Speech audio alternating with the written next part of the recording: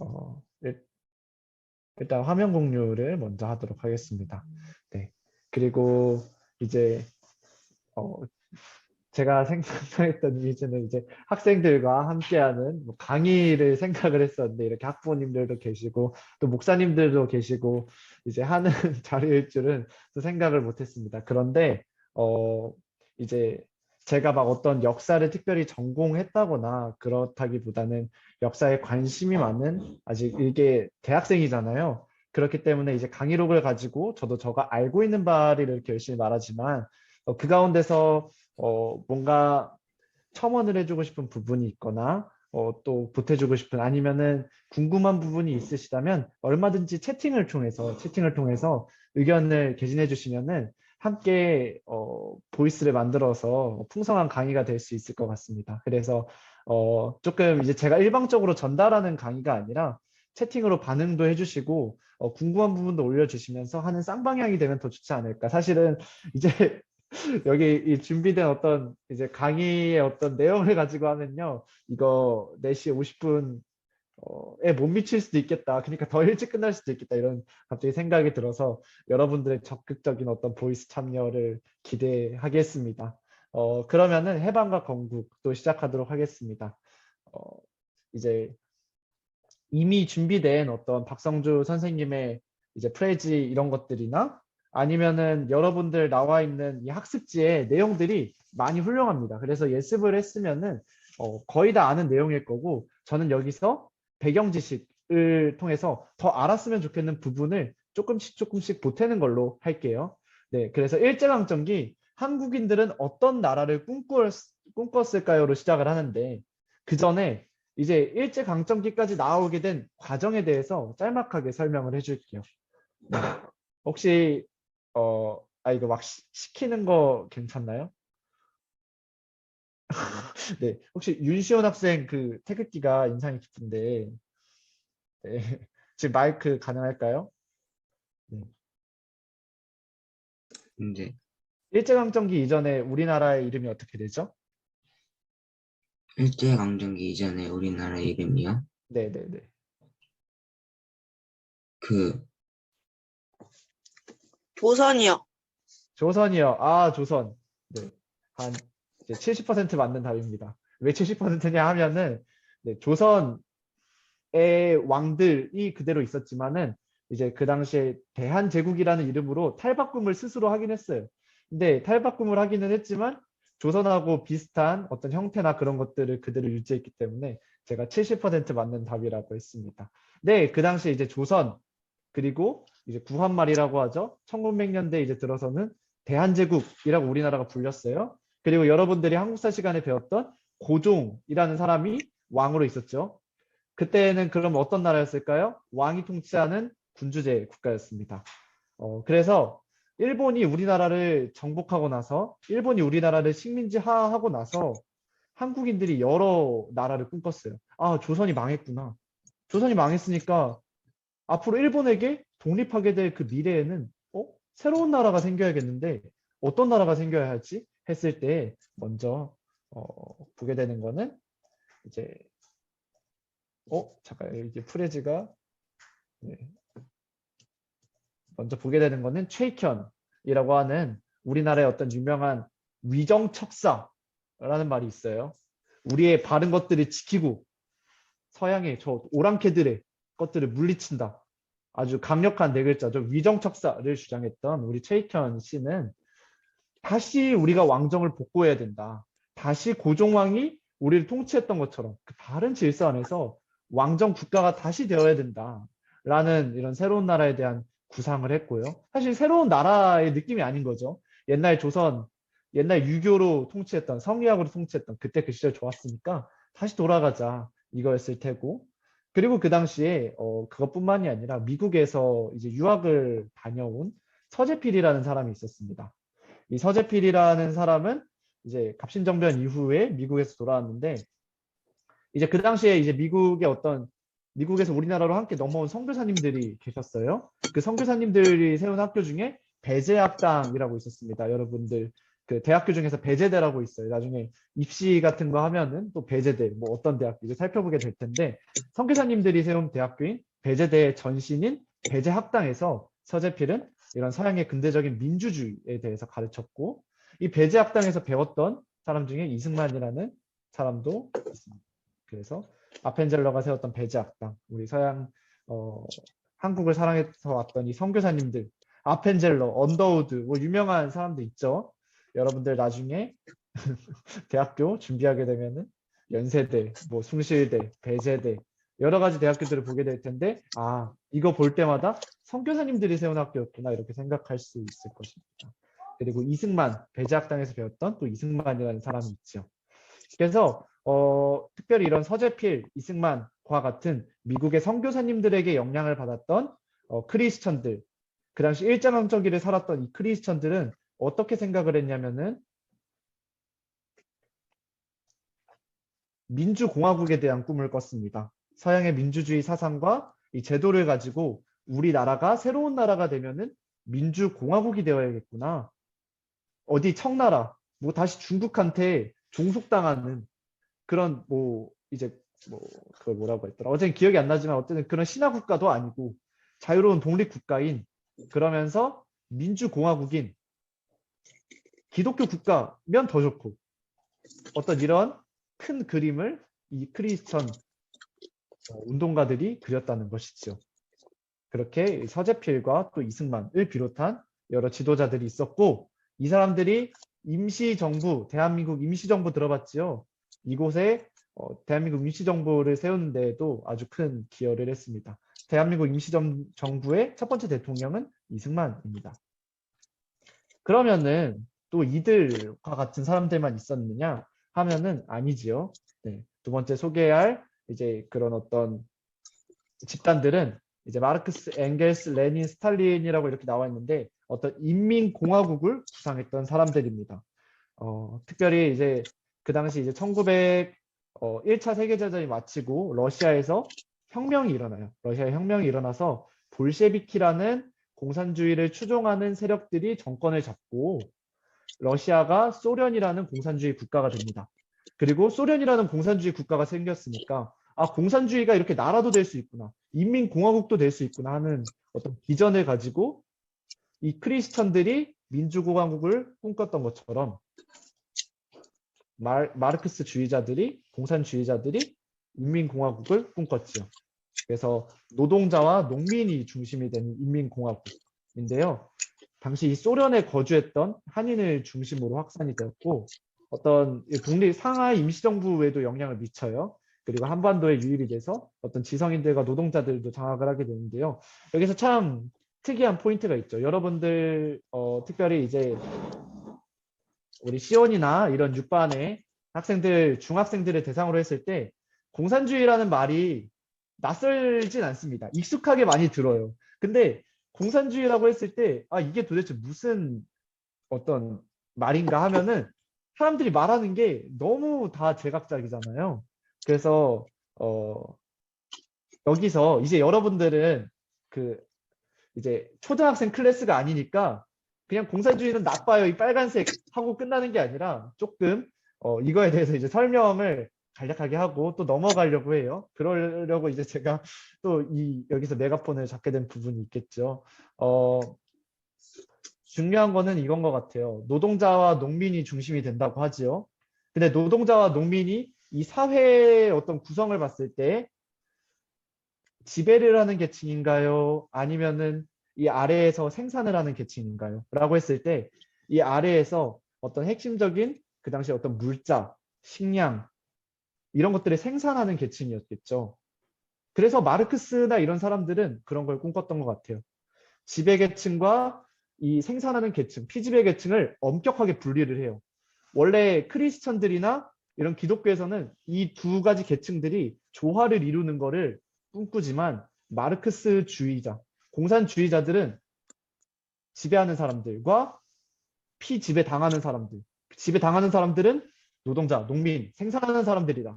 이 생산하는 사람들은 자기가 생산하는 거를 자기 온전히 가지지 못하고 지배하는 사람들한테 빼앗긴다. 그렇기 때문에 빼앗기지 않고 지배당하는 사람들인 노동자와 농민이 세상을 정복해야 된다라는 어떤 이런 핵심적인 비전을 가지고 움직이는 분들입니다. 그래서 노동자와 농민이 중심이 되는 국가를 꿈꿨었고요. 그 당시 이제 공산주의가 처음 출현을 했을 때 상황이 영국의 산업혁명이 일어났었던 이 상황인데요. 실제로 그 당시에 노동자의 어떤 인권이나 그런 것들이 굉장히 미약했고, 막 이제 그림 같은 거 봤을 거예요. 어떤 그 공장에서 어린이 노동자가 그 기계 안에 들어가서 열심히 일하다가 막 낑겨서 죽고, 레미제라블 영화 막 그런 것도 보면 나오고, 그리고 그 당시 농민들은 어땠느냐? 평범하게 농사 짓고 사는데 그 당시 이제 영국에서 양떼 목장, 양떼 목장이 유행을 타가지고 부자들이 양떼 목장을 다 짓겠다고 시골에 들어가가지고 농민들이 쫓겨났어요. 그 당시 어떤 영국에 이런 어떤 노동자와 농민들이 아주 큰 피해를 보는, 아주 큰 아픔을 겪는 참상을 보면서 마르크스가 공산주의라는 비전을 꿈꿨는데, 이게 현실적으로 잘 실현이 되면은 어, 물론 사람들이 지금 공산주의자들이 많았겠죠. 이게 소련에서 이거를 무리하게 밀어붙이고 이 비전을 안 믿으면 너희 죽는다라고 강요를 하면서 어떤 끔찍한 괴물로 변해가는 것들을 우리가 목격합니다. 그래서 어떤 측면에서 이런 노동자 농민이 중심이 되는 인민공화국이 아니라 선교사님들이 전해져온 이 서양의 민주주의와 시장 경제를 가지고 우리가 자유민주주의 국가가 된 게 감사한 부분이 있다고 할 수 있죠. 넘어가도록 하겠습니다. 네. 그래서 여기 이제 마르크스와 사탄 뭐 이런 책들도 나오는데, 네. 저는 이 사탄주의 이런 것까지는 잘 얘기를 안 하고 일단 넘어가도록 하겠습니다. 네. 자, 그래서 일제강점기 한국인들은 어떤 나라를 꿈꿨을까요 했을 때 총 세 부류가 있겠죠. 최익현 스타일, 군주제로 다시 왕정으로 돌아가자. 두 번째, 서재필 이승만 스타일, 민주공화국이다. 서양의 이 근대적인 민주주의, 시장 경제를 모방하는 민주공화국을 꿈꿨고, 마지막 세 번째는 인민공화국 스타일, 노동자와 농민이 되는 프롤레타리아, 피지배층이 중심이 되는 이런 인민공화국을 만들자. 어떤 이런 세 가지 부류의 사람들이 있었다고 할 수 있습니다. 네, 이렇게 해서 우리나라가 실제로 해방이 되었습니다. 방금 전에는 꿈을 꿨다면 이 꿈이 이루어졌어요. 우리나라가 해방이 됐습니다. 일본이 항복을 했죠. 네, 두 번의 원자폭탄이 터집니다. 그 당시에 이제 세계 2차 대전에 이 세계 2차 대전의 흐름을 간략하게 말하자면, 원래는 미국이 참전을 안 했어요. 소련도 마찬가지로 참전을 안 했어요. 네, 그 당시 이제 세계 2차 대전은 영국, 프랑스 뭐 이런 나라들과, 그리고 나치, 이탈리아 뭐 이런 나라들이 싸웠고, 일본이 중국으로 쳐들어가고 이런 양상이었는데, 일본이 뭐를 쳤냐? 미국의 진주만이라는 곳을 기습적으로 공격을 해요. 그러니까 미국은 그 당시 일본하고 직접적으로 싸우진 않았지만 일본이 안 입고 왔거든요. 막 이곳저곳 점령하러 다니고. 그래서 일본의 석유를 끊어버렸어요. 그러니까 일본이 근데 기름 없어서 너무 죽을 것 같아. 그러면 미국을 쳐보자 해서 진주만으로 쳐들어갔거든요. 그래서 미국하고 일본이 완전 혈투, 전면전을 벌이게 되었고, 그 당시 이제 미국인들이 엄청 분노를 해서 엄청나게 많은 무기를 만들고 지어가지고 일본으로 그걸 다 보내서 일본이 망했다 이렇게 하게 됐어요. 이때도 소련은 어땠느냐? 소련은 전쟁에 참전을 안 했어요. 뭐가 있었냐면은, 여러분들 세계 2차 대전을 누가 일으켰죠? 나치 독일이 일으켰죠. 이탈리아가 일으켰죠. 일본이 일으켰죠. 근데 그 나치 독일하고 소련은 서로 불가침 조약을 맺었어요. 우리 서로 침략하지 말자. 그래서 독일은 폴란드랑 프랑스를 공격했고, 소련은 핀란드를 공격해서 핀란드를 사람들을 학살했어요. 그런 어떤 끔찍한 이런 것들이 있고, 근데 소련이 보니까 이 숟가락 얹어야겠다. 그리고 보니까 독일이 나중에는 이제 소련을 치거든요. 그래서 소련도 어쩔 수 없이 이렇게 합류를 하게 되는데, 어떻게 하면 숟가락을 얹을 수 있을까 하니까 일본이 지금 완전 패퇴하기 직전인 거예요. 원자폭탄도 터져. 그래서 부랴부랴 소련도 우리가 일본 쳐들어가겠습니다. 이렇게 하고 일본을 쳐들어가는 뉘앙스를 하면서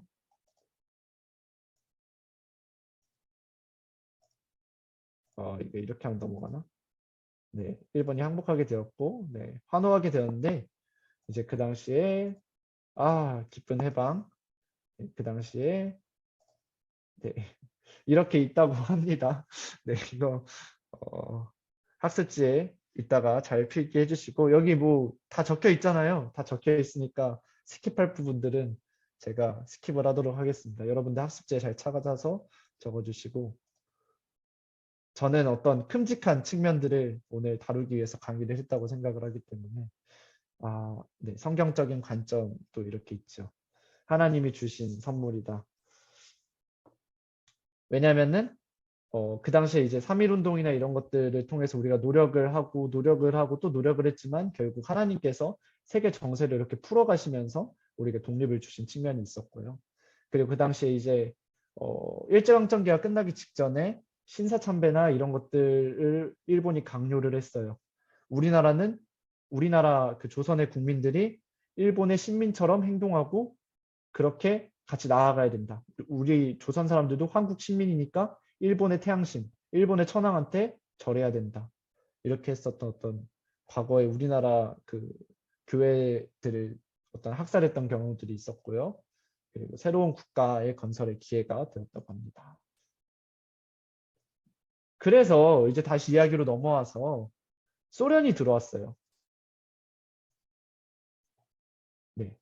8월 27일 이제 소련이 들어와서 38선의 경계로 이제 38선의 경계로 북쪽에 철도와 교통을 단절시키고 한반도를 분단 상태로 만들어요.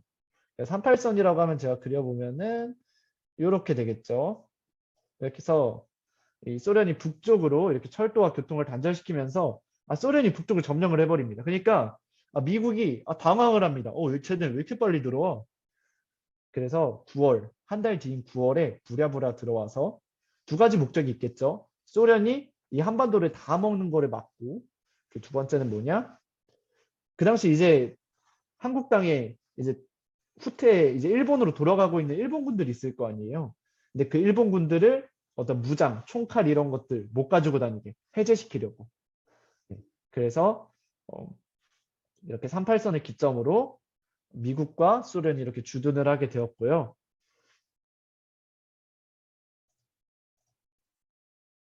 네. 주둔을 하게 되었고요. 그래서 이제 여기서 3년간의 해방 공간이라고 불리우는 일들이 벌어지게 되는 거죠. 이 해방 공간으로 말할 것 같으면은 네, 이제 굉장히 혼란한 시기였죠. 소련이 위쪽에 있고 미국이 남쪽에 있고 그리고 이제 다양한 국가들을 꿈꾸는 이런 사람들이 난립해 있으니까요. 어떤 사람들은 인민공화국을 꿈꿔, 어떤 사람들은 민주공화정을 꿈꿔.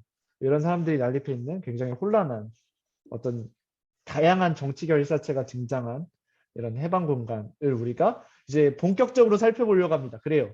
사실 지금까지는 인트로였습니다. 네, 그래서 이제 해방 공간에 대해서 우리가 들어가 보도록 하겠습니다. 1945년 8월 22일 소련군이 평양에 진주를 했고요. 8월 이후 군사분계선이 이제 38선의 모습 이렇게 사진 자료가 있네요.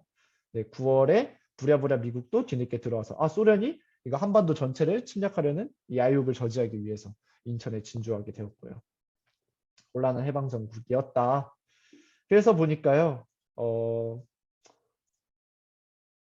이제 해방 직후에 일본도 그래도 우리 일본이 떠나기 전에 어떤 의미에서 이제 떠나가는데 어떤 의미에서 이 혼란을 좀 막아줄 국내 치안을 담당해줄 사람이 필요하다 해서 일본에서 먼저 임정 세력과 이제 인민공화국 세력이 있는데 일본에서 송진우라는 사람을 세우려고 해요. 근데 송진우가 거부를 하고 그래서 대체자로 여운형을 우리나라의 어떤 그런 치안을 담당하는 사람으로 일본이 임시로 세우고 갑니다.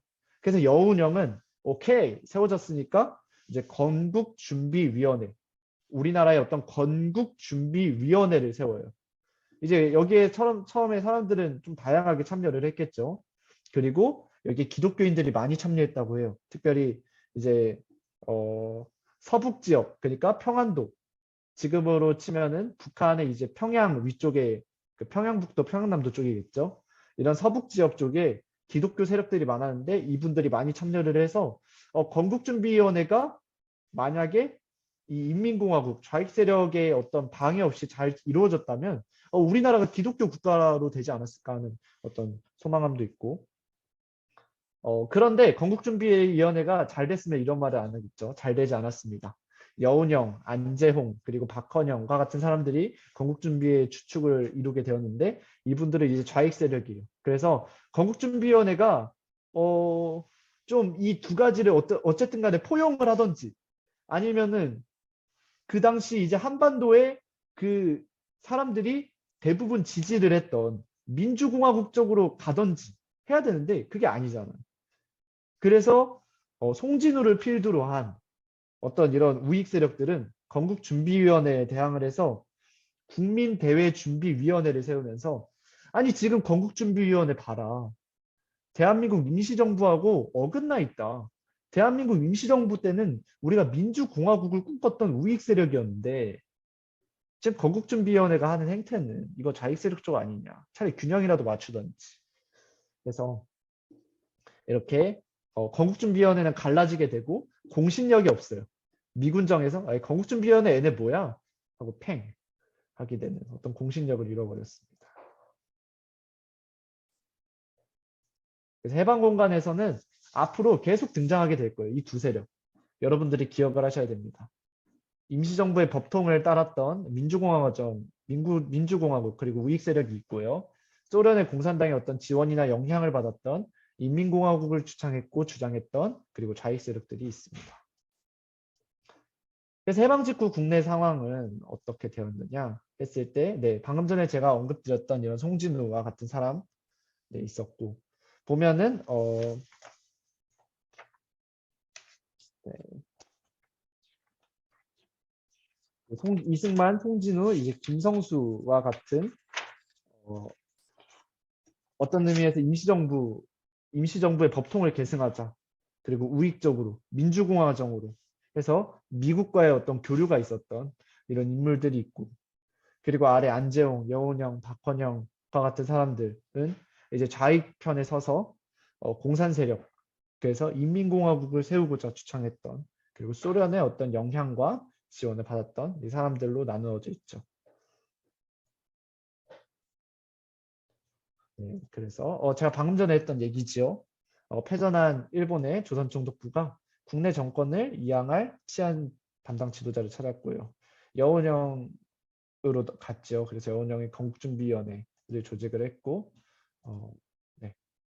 그래서 좌익이 우리 건국준비위원회, 우리는 우리 스타일대로 갈 거야 하니까 우익 인사들이 탈퇴하게 되었고요. 그래서 아예 나중에는 조선에 조선인민공화국을 세웠습니다. 이제 박헌영이 필두를 대서. 근데 인정을 했을까요? 안 했을까요? 국가로. 네, 안 했겠지요. 그리고 이승만은 10월에 이제 들어오게 되었고요. 10월 이승만이 들어오기 전에 이제 우리나라의 어떤 혼란스러운 상황이 됐습니다. 네, 그렇게 이제 두 개로 나뉘게 됩니다. 그리고 38선과 관련해서는 우리나라가 38선으로 나뉘게 되었잖아요. 근데 이제 그 당시에 우리가 많이 하는 오해가 이승만은 나중에 이제 우리가 3, 4강 때 배우겠지만은 정읍선언이라는 걸 하면서 남한만의 총선거를 말합니다. 이승만이. 그래서 그거를 비추어서 이승만이 우리 분단을 조장했다. 남한 북한 나뉘게 된 거 이거 이승만 때문이다라고 생각했던 많은 사람들이 있는데 사실 팩트 체크를 하면 그렇지 않다는 거죠. 오히려 이승만과 같은 우리 민족주의자들은 38선을 철폐해야 된다라고 했었고 민족 공동체 회복을 생각을 했으니까요. 그리고 오히려 박헌영과 같은 이 좌익 세력에서 북한의 공산주의 인민공화국을 먼저 들어서게 하는 거. 소련이 주둔을 하고 있는 그거를 어떤 목표로 두었기 때문에 우리를 해방시킨 연합군을 비판하지 마라 이렇게 주장을 했다는 거 우리가 알 수 있습니다. 네, 자 신탁 통치로 넘어가도록 하겠습니다. 이제 우리의 어떤 클라이막스 이제 마지막으로 가게 되는데요.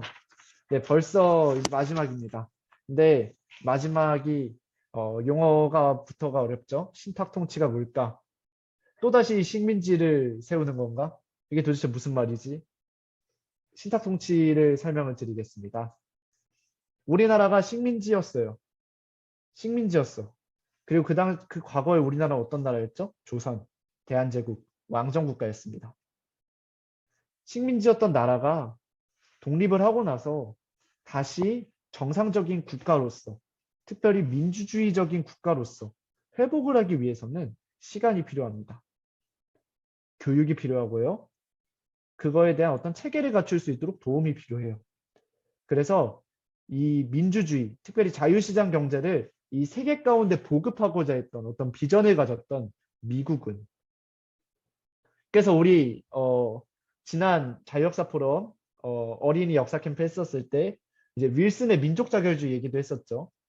그것처럼 미국이 어떤 의미에서 세계의 만방에 우리가 자랑하는 민주주의를 퍼뜨리고자 하는 그런 마음이 있었는데, 어떤 이런 미국은 그랬기 때문에 신탁 통치라는 도구를 사용한 거죠. 이 나라에 민주주의가 잘 정착되고 뿌리 내릴 수 있도록 우리가 좀 도와주자. 3년 동안 통치해주면서 이것들을 잘 교육해주자. 독립된 민주국가로 성장할 수 있게 해주자. 근데 이제 신탁 통치를 두고 벌어진 여러 가지 논의와 논쟁에 대해서 우리 한번 짚어보겠습니다. 네, 그 당시 이제 여러 가지 회담에 대해서 우리가 볼 수 있습니다. 카이로 회담, 이제 여기서는 한국의 독립을 약속을 했고요. 얄타 회담, 여기서는 우리 한반도를 38선을 기준으로 나눠서 통치를 하자. 그리고 우리가 신탁 통치라는 거를 하자. 그리고 1945년 7월 포츠담 회의에서는 이거를 재확인합니다. 한국의 공통 신탁 통치. 그리고 마지막으로 모스크바 3상회의라는 거를 한국이 독립하고 나서 하게 되는데요. 여기서는 우리가 목표로 하고 있는 건 이거다. 한국이 통일된 임시정부를 수립할 수 있도록 하자.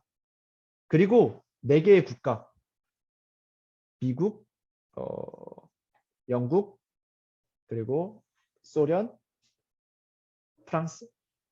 프랑스인가요? 중국인가요? 어쨌든 제가 이거는 기억이 잘 안 나서 이 4개국의 공동 최고 5년간의 어떤 신탁 통치를 시행을 하자 하는 거. 마지막으로 미국, 소련의 공동위원회를 설치를 해서 이제 38선을 이제 군사분계선 38선을 중심으로 아래는 미국이 주도적으로 하고 위에는 소련이 주도적으로 하니까 이 소련하고 미국이 서로 의논을 하는 공동위원회를 설치하자. 이렇게 3가지 모스크바 3상회의가 됐는데, 여러분들이 나중에 고등학생이 되고 대학생이 되고 수능 시험을 보게 되면은 이제 모스크바 3상회의랑 미소 공동위원회는 시험에 꼭 출제가 됩니다. 그래서 이거는 출제 포인트니까요. 꼭 여러분들 기억 속에 메모하시길 바랍니다. 네, 그렇게 강대국들이 논의를 했고, 근데 미국과 소련은 인식 차이가 있었어요. 미국의 입장은 이러했습니다. 네, 방금 전에 제가 설명드렸던 것처럼 식민지였던 국가가 독립국가가 되려면은 신탁 통치 과정 필요해. 그래서 이 한반도를 주변국이 좀 공동으로 관리를 하자. 4개국이 같이 통치한다고 말했던 그 모스크바 3상회의의 결정처럼 소련은 입장이 좀 달랐습니다. 빠르게 공산주의 국가를 세우고자 했기 때문에 그 당시에, 그리고 이 한반도에 사람들이 다 공산주의를 지지하는 분위기였으면 또 달랐을 텐데 그게 아니었어요. 민주공화정, 임시정부의 법통을 잇는다라는 그런 마음들이 그 당시 한반도 안에 있었기 때문에 소련은 이렇게 자꾸 급진적으로 급박하게 일을 처리하려고 했던 거겠죠. 그리고 국경 주변 나라들 안에서 지하공산 세력을 양성해서 뭐 인민정부를 세워야 해. 이런 인식 차이가 있었고, 소련은 어떻게 대응을 했느냐. 좋아. 미국의 뜻에 따르겠어. 이렇게 했을까요? 소련의 전략은 이러했습니다. 사실 이 신탁 통치는 이렇게 민주주의를 잘 넣고 자유시장 경제를 잘 도입하면은 공산주의의 어떤 전략하고는 대치가 된다는 거죠. 그래서 스탈린은 1945년 9월 20일에 북한에 주둔했던 소련군 사령관에게 북한의 단독 정부를 수립할 수 있도록 원래 지시를 합니다. 그리고 실제로 사실상 북한을 어떤 통치하는 정부 역할을 했던 북조선 임시 인민위원회라는 걸 이미 수립했어요. 우리나라 사람들은 그걸 모르고, 그리고 이것도 팩트 체크가 잘 안 되고 있죠. 그래서 이거 미국 때문이다. 우리나라 남북으로 갈라진 거라고 하는데, 사실 이것도 아이러니한 부분들이 있는 거죠. 실제로 소련이 어떤 신탁 통치를 반대하고 이 38선 대치 상황을 유지하려고 했던 이런 야욕이 있었다는 거를 우리가 보고 가면 좋을 것 같습니다. 그래서 신탁 통치를 협상 카드로 유리하게 사용하죠. 실제로 우리가 3, 4강 또 강의를 할 때 이 신탁 통치가 여러 번 나와요. 그래서 소련이 어떻게 이 신탁 통치를 협상 카드로 활용을 하는지, 신탁 통치에 대한 이 국내 지도자들의 입장은 편리하게 어떻게 달랐는지, 우리가 이것에 대해서 우리가 다음 시간에 또 살펴보는 시간이 있을 것입니다. 네, 이상입니다. 네, 여기까지 수업은 마쳤고요. 네, 질문을, 네, 수업을 마쳤으니까 녹화는 꺼주세요.